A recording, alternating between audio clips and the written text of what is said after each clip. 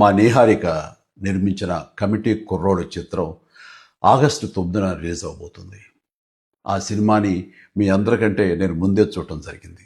చాలా బాగుందనిపించింది. Very impressive. Niharika multi talented.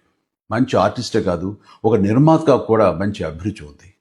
అలాగే లేటెస్ట్ ట్రెండ్స్ తెలుసుకుంటూ ఆడియన్స్ టేస్ట్కి తగినట్లుగా ఫిల్మ్స్ని ప్రొడ్యూస్ చేయడం కూడా తనకు తెలుసని నా నమ్మకం.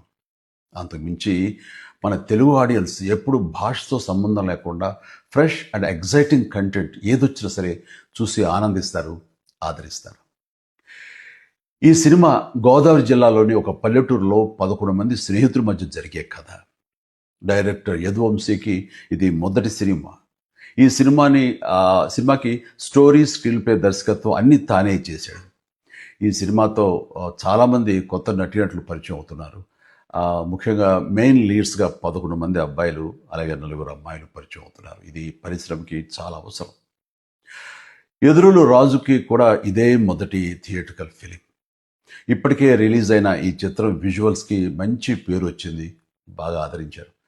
అనుదీప్ దేవ్ మ్యూజిక్ డైరెక్టర్గా అద్భుత విజయం సాధించిన హనుమాన్ చిత్రంలో 2 పాటలు చేశాడని తెలిసింది.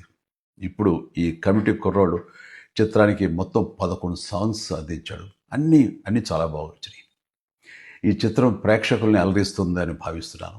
వీళ్ళందరి కృషికి, టాలెంట్కి తగ్గ గుర్తింపుని, రివార్డ్స్ని ఈ సినిమా అందిస్తుందని ఆశిస్తూ కమిటీ కుర్రోళ్ళ టీం అందరికీ ప్రత్యేకించి మా నేహార్కు all the very best. God bless you.